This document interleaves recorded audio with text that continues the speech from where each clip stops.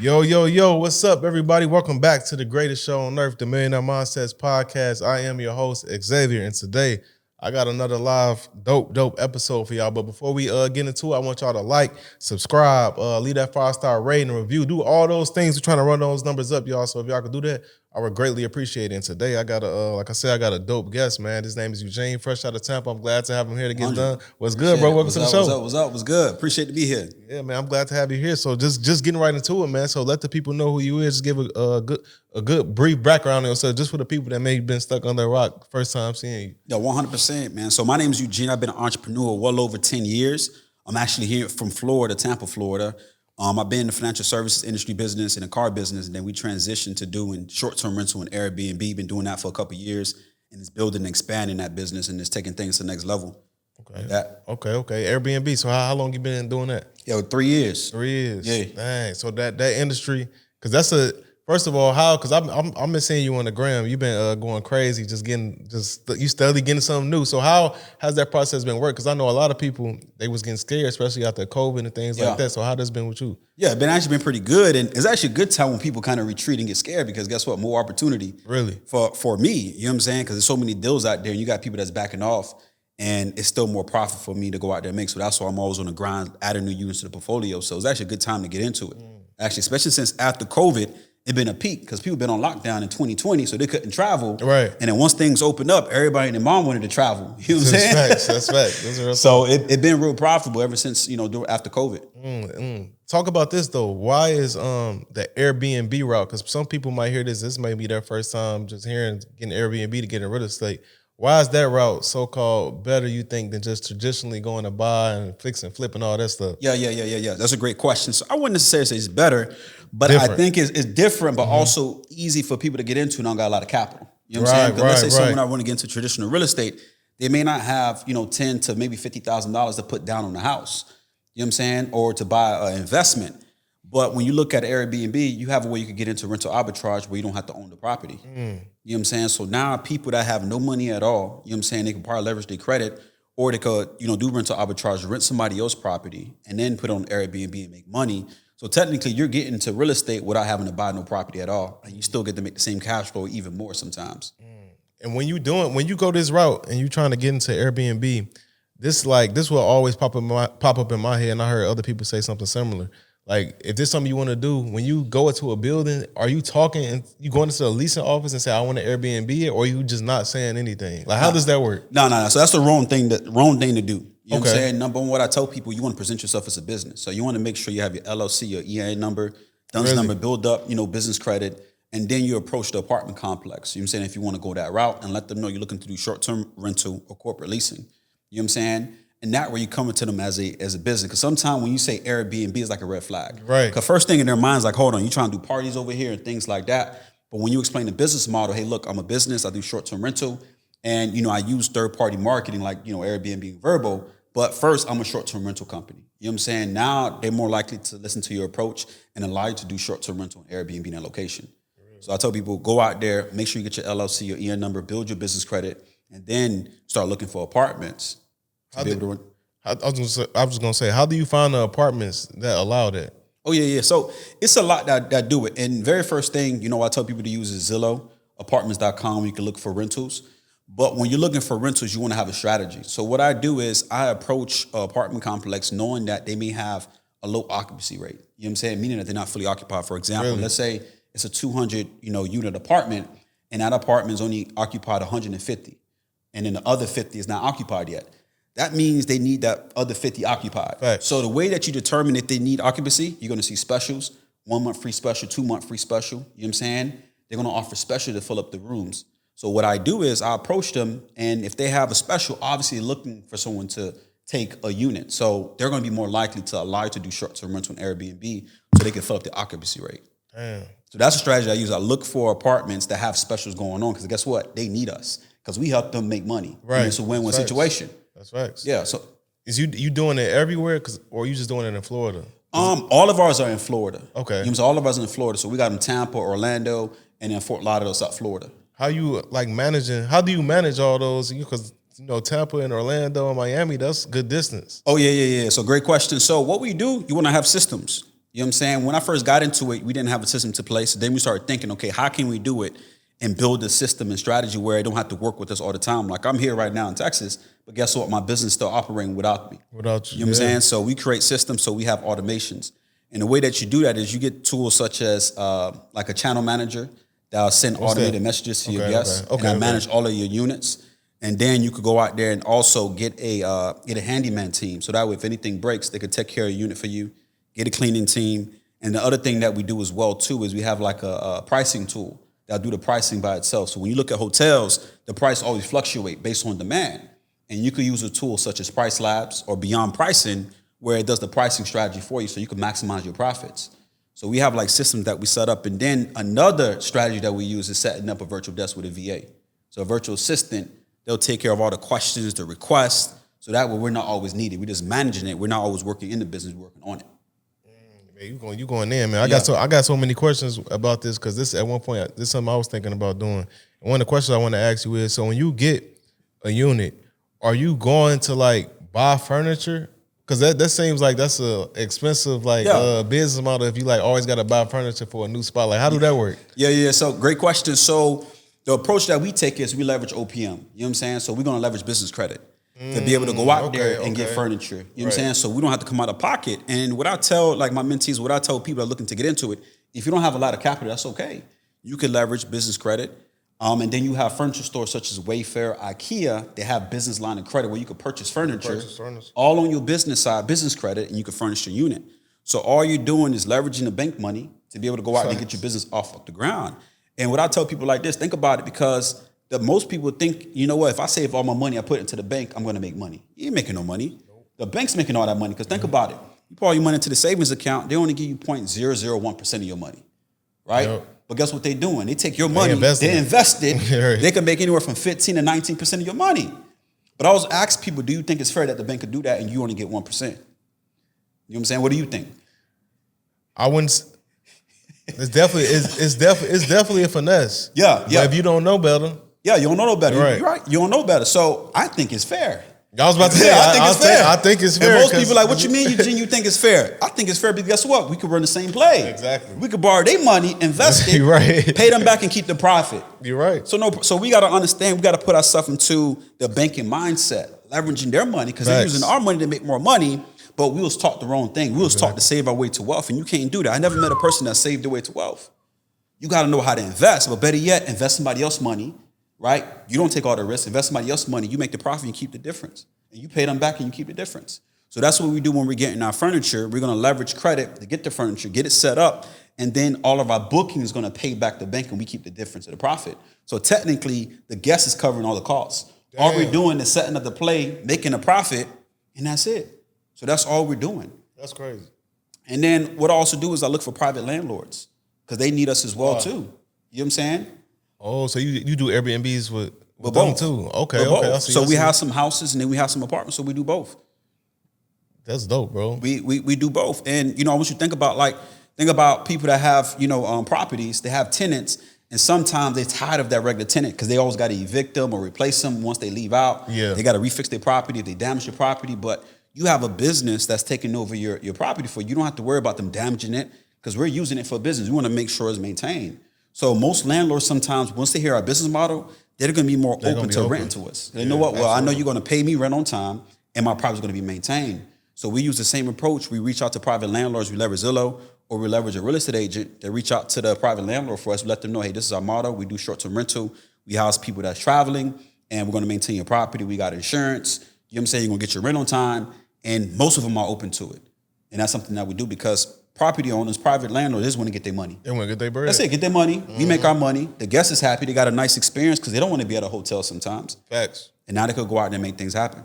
So at this point, how many Airbnb units do you have? And we have well over 25 in the portfolio.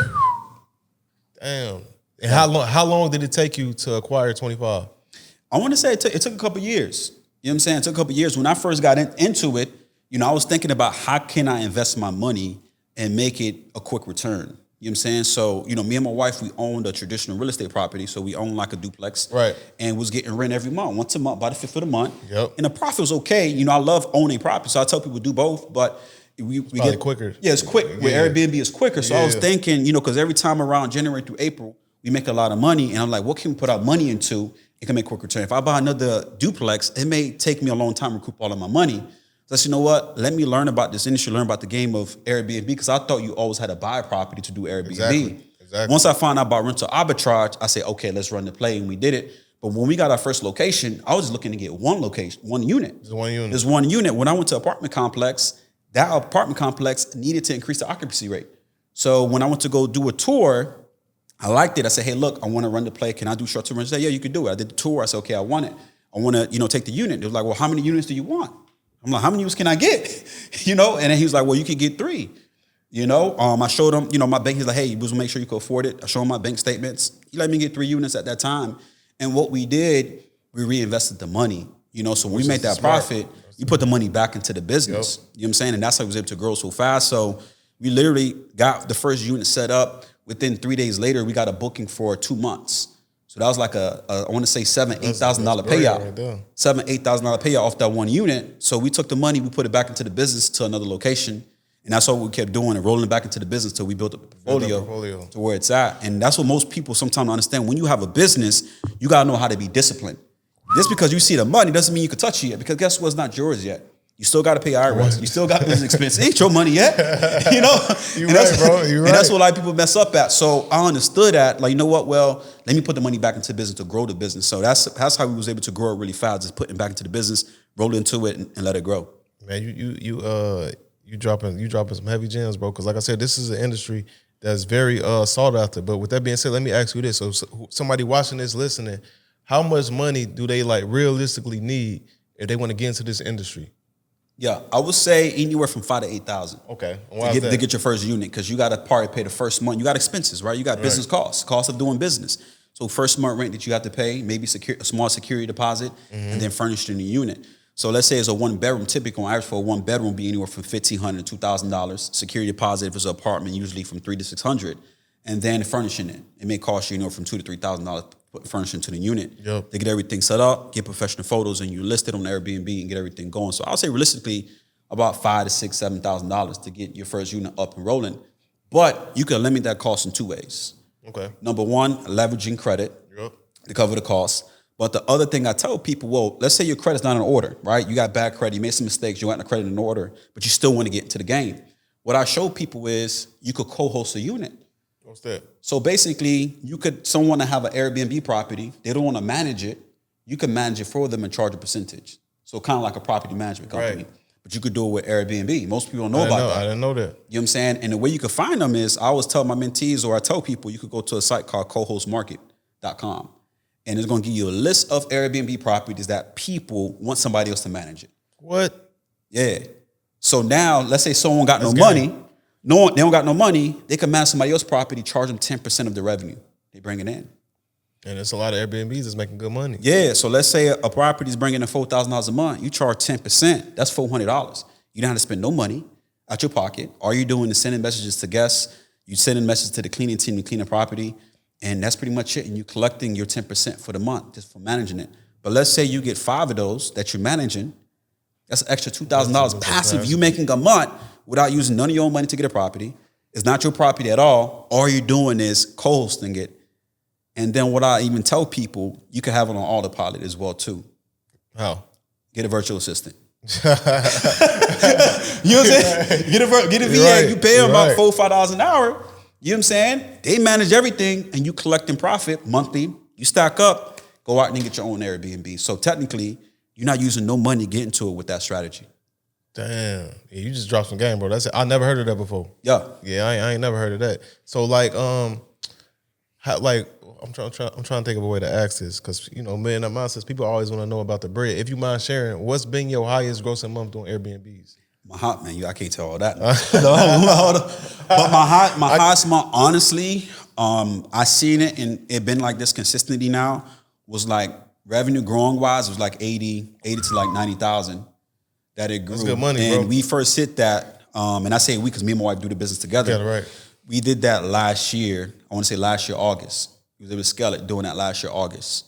what did y'all do to scale it to that point? Because a lot of times as business owners, we get something, we get the ball rolling, but the scaling part, you know, that's probably the hardest part of business. Yeah. It is. So what we did, because, you know, in our entrepreneurship years, you know, because we've been in business for well over 10 years, we learned from the mistakes that we made in the past. You know what I'm saying? So once we, you know, once we got the money, we was just spend it or did whatever with it. But this time we kept putting money back into the business. But another thing that helped us scale it really fast was understanding and finding a niche, and then also branding. You know what I'm saying? Once we understood that, hey, we could find a niche in this industry and brand it properly, we could scale up and then dominate. You know what I'm saying? Because there's some people doing Airbnb, but it's a lot of room to make money. Looking at the numbers, Airbnb is valued at well over $100 billion. Really? Yeah. Their value anywhere from $70 to $100 billion. Their value. And it's a lot of room to make money, but you can niche it down. And what I mean is, what we began to focus on was high-end clientele, right? We focus on travel nurses. We focus on travel workers and cater to them. And the reason why is because they typically look to stay anywhere from a month to 3 months at a time. So you get a lump sum of money. So let's say for the month to stay at one of our apartments, it's a 1-bedroom, 1-bathroom, nice location, nice view. You want $5,000 for the month. They stay there for 3 months. That's $15,000 that you get up front. So that's what we begin to niche on, is travel nurses and high-end clientele. And that's what was able to help us really scale it and grow really fast. Is just getting nice, like, luxury places to stay the way to get them, or y'all finding and marketing these high-end clients in a different way? Yeah, so we market in different ways. So we do a few things. So a few things that we do is, one is the brand. We want to make sure our brand is there. So what we do outside, because most people, they just put all their eggs in one basket. They just depend on Airbnb or Vrbo or Booking.com to do all the marketing for you.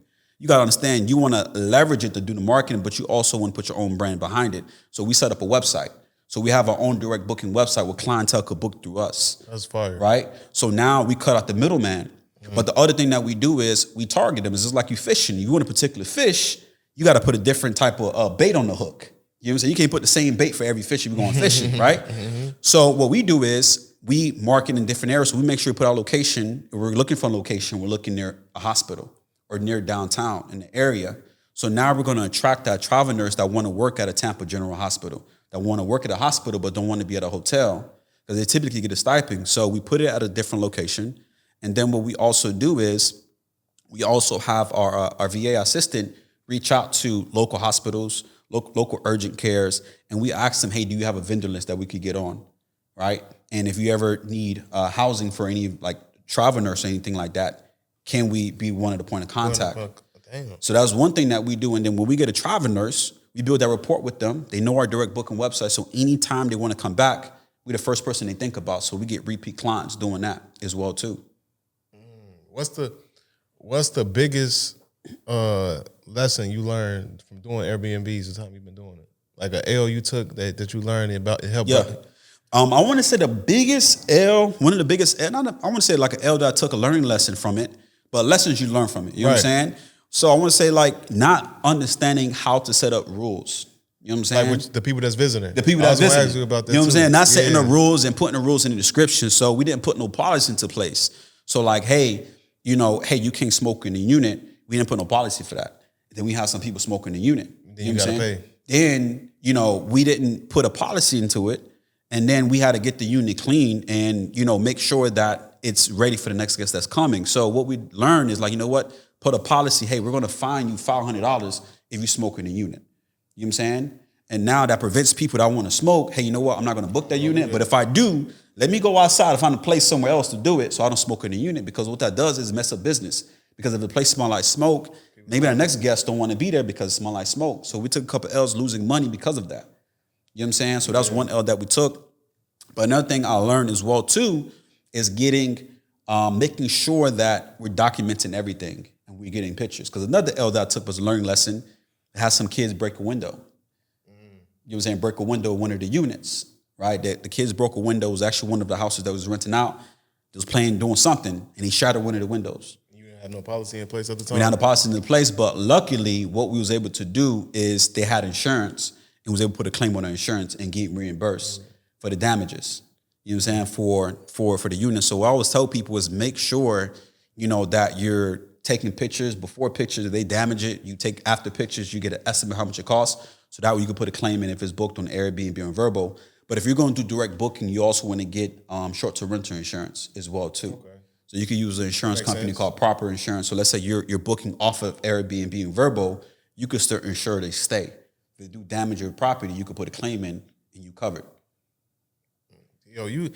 This crazy, like, cause this an industry it's a lot of stuff to it that I think a lot of people don't know about. Cause you might hear people talk about getting an Airbnb and they make it sound like it's just go somewhere, get a crib, put a furniture, and just start making money. Yeah. Cause a lot of people think, well, man, I want to get into it because it's trending, it's popular, it may be low risk.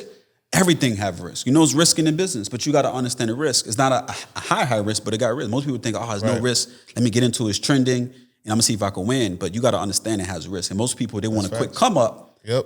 It's not gonna be cool. You got to put some work in. You got to put some time. You got to stay consistent, just like anything else that you do. Let me ask you this regarding cleaning. Do you advise the people to go clean their units themselves or hire a professional cleaning service? Yeah, so no, we hire a professional cleaning service. So we have a cleaning company that we use locally. Been using it for ever since we started, and we charge the guest a fee. So the guest paying for the guests are paying for the cleaning. So we don't have to come out of pocket. So the guest paying. That's why them fees be hitting like that. Oh yeah. That's the guest paying for it. So we ain't paying for it. Damn. So we just setting everything up. We have a system, so we charge guests for the cleaning, and then the cleaning company cleans the unit. And that's it. Turns it over. That's it. Simple. That's it. Damn. Because I know you teach this as well. So let people know, because I know people gonna hear this and they're gonna be like, damn, this is something I want to get into. You can help me get into it. Let the people know where they could find you so you could teach them this game that you're talking about. 100%. So you guys could definitely follow me on Instagram at Mr. Eugene06 on Instagram. And then if you guys want to learn more about it, what we do is we also do a free masterclass, giving people the game as well, showing them how to get into it as well. What are y'all covering in the masterclass? Oh, so the masterclass, so we're showing them how to locate properties anywhere in the country. Then we're showing them how to get into it with zero money in the pocket. You know what I'm saying? So we go and get into it, how to set it up, how to furnish it, and then how to get it listed. Is it a good idea? Let's say you live somewhere where it may not be a lot of Airbnbs. Is it a good idea to do it virtually? Because it seems like it might be harder to have an Airbnb unit from a virtual side. Yeah. You could do it virtually. You know what I'm saying? We got some mentees they're in a different state, and they got units in Florida, and they do everything virtually. So we show them the systems, how to automate the whole process, so it's hands off from them, and they can still cash flow. Because maybe their market is not the best market to do it in. So we also do a market research analysis before we acquire any unit. Really? We want to know the numbers because the money is made in the front end. So we do something which is considered comps in real estate, comparables. Mm-hmm. So we use AirDNA, Matchvisor.com to see how much can that particular unit make. We get the address, if it's a 1-bedroom apartment, 2-bedroom apartment, or a house, how much can that unit make us monthly and yearly? What's the percentage occupancy rate that will be there? Would it be 60% occupied a month, 70% occupied a month? And then we say, we want to go ahead and do it because I have a few mentees, their marketplace is not a good marketplace to do it. Right? Based on the numbers and the analytics. So we said, it's not a good move. I think you should do it in a different state, and decided to do it in Florida. So you could do it virtually. Yeah, Florida seemed like one of those states where everybody can stay in Airbnbs and they go to Florida. Yeah. Florida is a win-win because most people come down here because we got the weather. Yep. Florida people come. We got the weather. We got the beaches. It's good for business and a lot of stuff going on in Florida. So I think Florida is a great market, definitely doing it in. What would you say? Let's say if somebody listens to this and they where you said you started a business 11 years ago, right? Yeah, about 11 years ago. Yeah. Say they 11 where you were 11 years ago, and let's say they don't got too many funds, no capital, but this is something they want to get into. What's your best piece of actionable advice for them so they could get that ball rolling? Yeah, that's a great question. So one thing, I was thinking about this, and I say, my journey. What really got me here? What did I do to kind of get where I'm at today? Not just in the Airbnb business, but just in business and life. And we got to look at our current situation. And I was sick and tired, about 13 years ago, I was sick and tired of my situation, living paycheck to paycheck, struggling, you know what I'm saying? And I had to make a decision that I wanted more, you know what I'm saying? And I had that mindset, I'm going to do something different. So first you got to make a decision that you want to do something different. Then the other thing that you have to do is figure out your environment. Because if you are around a whole bunch of people that don't want to do nothing with their life, you're going to be just like them. You know what I'm saying? So most people, they're comfortable in the situation. So you have to get to a point where you're not comfortable. You got to get to a point you're not afraid to cut people off. You're not afraid to cut friends off. You're not afraid not even cut your family off. You got to do it. That's deep right there. You got to do it. Because in order for you to really go up, you got to let certain things go. You ain't lying, but I know I have this conversation with a lot of people. And you know, they got them family members that they know is like, they may mean good. Sometimes they don't mean good at all. But it's like at the end of the day, man, it's still my family. I still gotta, like, what you say to people like that? Man, you just gotta, you really gotta put yourself first at one point. Your family gotta understand, like, your family, your friends, whoever it is, have to understand, you know, you gotta put yourself first. They may not understand it at that time, but you gotta put yourself first. You know what I'm saying? And you gotta let them know, hey, look, well, I respect you, because what I did when I was looking to become a full-time entrepreneur, I quit my job. My pops like, what you doing? You know what I'm saying? You just graduated school and you're gonna be a full-time entrepreneur. I'm like, yeah, I don't want to work this job no more. I'm like, look, I respect you, Pops, as my dad, you raised me, but I don't respect you to take financial advice from you. Damn. You know what I'm saying? I had that mentality because you're struggling. You know, you was living paycheck to paycheck raising me. You know, you were a single father because my mom passed away. You know, if I do the same thing you did, I'm gonna get the same results. So I gotta do the opposite. So you gotta have that conversation with your family and your friends. Because if not, you're gonna be at the same place, the same, you know, environment that you're in. So in order for you to go up, you gotta let certain things go. Have to. You gotta let certain people go. And I say certain things go because certain people don't let go of bad habits. Like, if you don't got $100,000 in your bank account right now, saved up, and you watching TV, you need to take that TV and throw it away. you need to take that TV and throw it away. You know what I'm saying? Because it's an income reducer. Like, what you watching TV for? You don't deserve TV. Like, if you're really trying to change your life and build financial, that's if you want to build financial freedom. If you're comfortable where you at, watch TV all day long. Right. Watch TV all day long. But if you're really trying to level up, real talk, most people won't say this. You need to throw that TV away. You need to throw distractions away. You need to be locked in a certain period of time so you can go out there and elevate. You know what I'm saying? So cut distractions off, be locked in, make a decision that you want more, and go all in. And one thing people forget to do, man, is focus. They don't focus. They're all over the place. So many distractions. So many distractions. And you have to cut it off. So I would say focus, make that decision that you want to level up, cut people off, and go to the next level. So distractions is such a, especially today, man, it's so many. Oh, yeah, yeah. It's so many. You got, you know, social media alone brings a billion different distractions. Oh, yeah. So how do you limit those distractions? You know what I'm saying? Especially if you're a young person that don't got much that, like, they listen, hearing what you're saying, they like, man, I need to throw away my TV. I ain't got my TV, but now I got TikTok. You know what I'm saying? So, like, how do you limit all these distractions? Man, you got to be disciplined. Okay. You know what I'm saying? You got to be disciplined because you can be motivated. Motivation going to die off. Facts. But you got to get disciplined. You know what I'm saying? That you got to look at your reason why you're doing it. And I think that's what a lot of people miss out of, like, what's the reason why? Because if it's just about making quick money, real quick, just about the money, you're going to really give up and quit. When stuff get tough, you're not making money right away, you're not having success right away, you're going to quit. Straight up. You're going to quit. But when you get disciplined about your reason why, you're doing it for your family, doing it for your future, you're tired of struggling, you want financial freedom, you want time freedom, you're going to do whatever it takes to make it happen. You know what I'm saying? So that meaning that you got to delete Instagram off your phone for a little bit. You're going to delete that thing off your phone because social media is a lot of distraction now, especially now. Back in the day, we only had Facebook. We had MySpace. You know what I'm saying? Your top 10 friends list. But now you got Instagram, TikTok, Snapchat, Twitter, YouTube. You got all the distractions. So you got to be so locked in, and you got to let people know, you know what? This is personal. Most people are like, well, you know what? It's not personal, just business. Nah, bro. Nah, sis. It is personal. It's your life on the line. It's your future on the line. It's your kid's life on the line. So you got to get it to a point. Let me cut off distractions. Right? If you know that your friends want to go out on the weekends all the time and they get you in a bad environment that distract you, don't go out because you're going to be in that environment that gets you distracted. Now you knocked off course. Now you got to start back all over again. So you got to get that discipline where you cut off all those distractions and be focused on that goal so that we go to the next level. That's some heavy game, bro. I think sometimes many people, we don't realize or understand that focusedness is not. I think when people hear that, they think like, man, I gotta do this for the rest of my life. I can't have no fun. Where it's really just time periods that you need to really do that to lock in. Then you could if you want to kick it for a while, you could go back into doing it, yeah, right? Yeah, 100. And I think that even come with business too, because sometimes people will jump around different businesses. Man. They'll jump around. One minute they're doing this, next week they're doing this, the other one they're doing this. Like, how can you catch momentum with any business? You jump all around the place. You can't. So for us, we say, man, you want to focus. You want to focus on one course until successful. I believe the same thing, bro. Once you become successful in that area, then you can, because people get caught in this whole multiple streams of income. I want to do this, I want to do this, but you can't be everywhere at the same time. So you got to be focused period of time, but don't look at someone else chapter 20 and you're in your chapter 1. You know what I'm saying? You're going to get knocked off focus. So don't look at what they got going on. Be locked in what you building.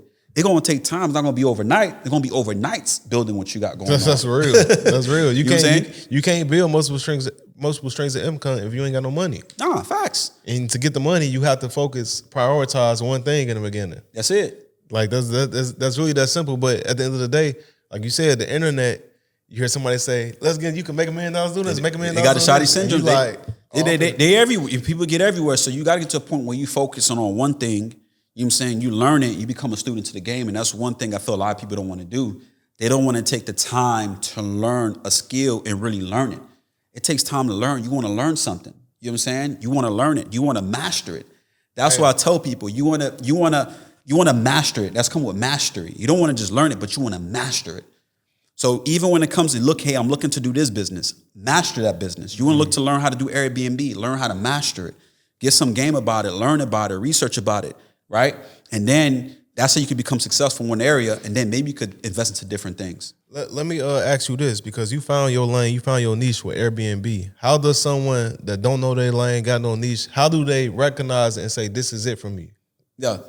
The only way I tell people, if you kind of relate with it, you got a vibe for it, try it out. Try it out, because you want to see, the way that you can see if something's for you is by doing it. Like, you can't look at something and be like, okay, I don't know if I could do this. I don't know if it's for me, but you didn't try it yet. You know what I'm saying? So I think doing it, see, like if you got it piqued your interest, go ahead and learn about it. You know what I'm saying? Learn about it and then try it out.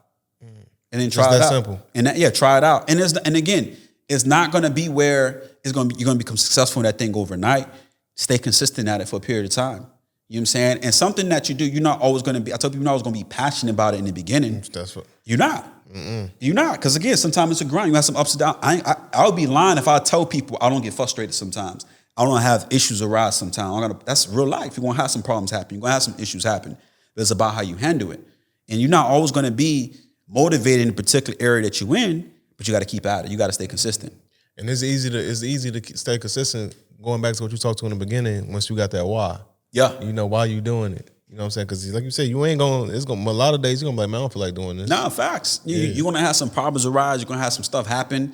It's part of life. You know what I'm saying? It's part of it. So I tell you, don't get confused. You've seen other people winning and you feel like they don't have nothing bad going on in their life, personally or in the business. It's part of it. You're going to have some stuff happen. You know what I'm saying? But you got to keep at it. Stay consistent. This is probably my final question I got for you. What's your biggest, you've been in business 11 years. What's your biggest regret in business? Man, my biggest regret looking on it now is not getting started in business. For me, not getting started in business sooner. You know what I'm saying?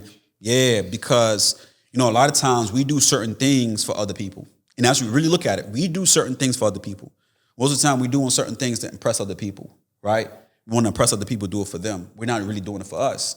So when I was going to college at the time, I was going to school to please my dad, to go to school. Hey, I'm going to school. You know what I'm saying? I wasn't really doing it for me. And when I got in the real world working 9 to 5, I was miserable. Real? That's 80% of Americans. They're miserable working in 9 to 5. So I wish that if I knew about entrepreneurship, again, to business prior to going to college, I probably would have went that route. You took that risk. I would have took that risk in doing it, because it's like I'm doing something that's making me happy, not somebody else happy. And I probably would have been on a whole different level prior to me, if I would have started business before going to college. So that's one of my biggest regrets that I went. I'm not knocking anyone that went to school, because I got the education. I was able to network with some people, but you don't always have to go to college to become successful. Did college teach you anything about business? Nah, it did not. To keep it 100, nah, it did not. And most people that go to school for business, you don't learn anything about business anyways. The professors that you're learning from, they don't have a business. Exactly. You know what I'm saying? So it's like, and guess what? School is a business. It is. That's the biggest. Hey, they say learning is like one of the biggest financial industries. Well, biggest financial industries, education, learning. Education. Yeah. But that's one of my mistakes. If I could have switched anything around about entrepreneurship, I would have gotten to business much sooner and not be afraid to make the mistakes. Because some people want everything to be perfect, not make mistakes. That's big, right there. That's part of it. You got to have failures, and I was thinking about this also. You got to have pains because those pains going to turn to profit. Those pains going to turn to profit. That's a bar. Growing pains in your life, growing pains in your business, you can turn that to profit. You can turn that to success. But most people are afraid to go through the pain. They're afraid of going through a growing process. They're afraid to start from the beginning. They always want to start from top. You gotta start from the bottom and then go up. No, bro. That is not no lie. This the final question I got for you. What's your top 3 favorite books? My top 3 favorite books. Number 1 is going to be the Bible.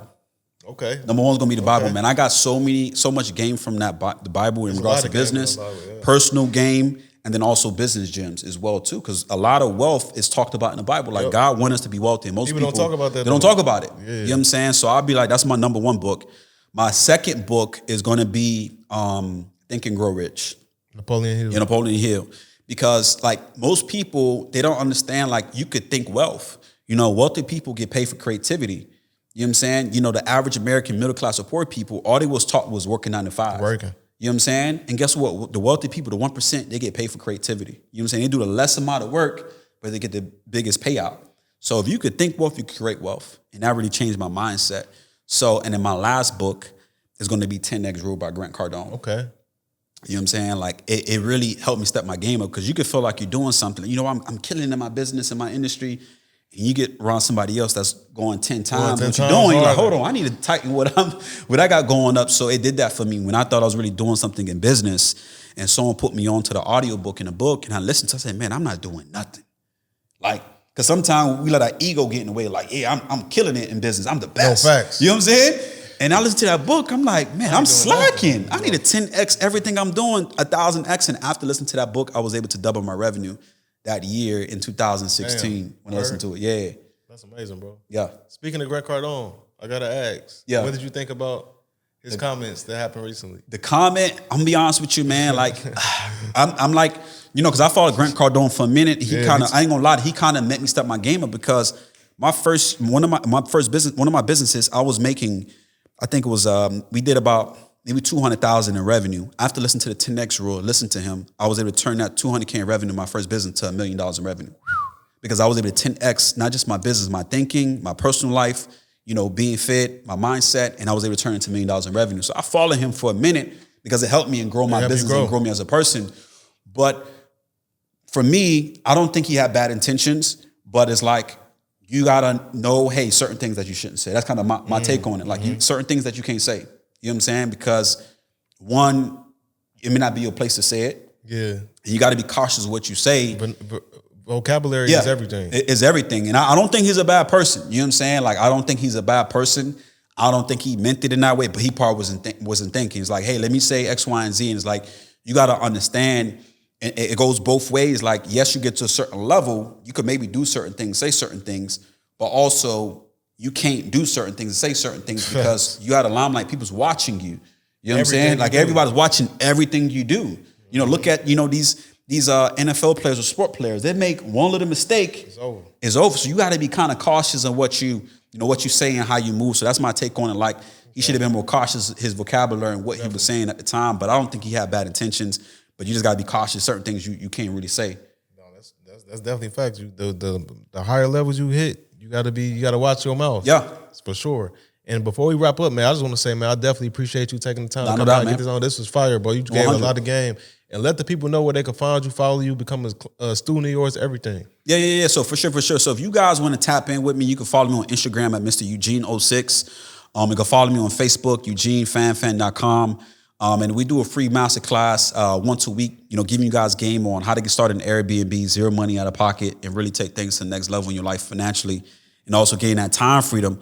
But also what our team put together, if you guys want to tap into our next masterclass, you want to go ahead and text BNB1 at 41372. And then you guys will get the link on how to tap into our next free masterclass and get the information, lock in with me. That's love. Tap in, y'all. Everybody that's watching and listening, y'all definitely tap in, especially if y'all want to get into Airbnb. And I'm gonna make sure I put all those links in the description of this podcast 100. episode. And y'all can follow me on all platforms. I'm at Xavier C. Miller in the podcast, Millionaire Mindsets, everywhere. And that's all I got for y'all on this week's episode of Millionaire Mindsets. See you guys next week. Peace. Let's go.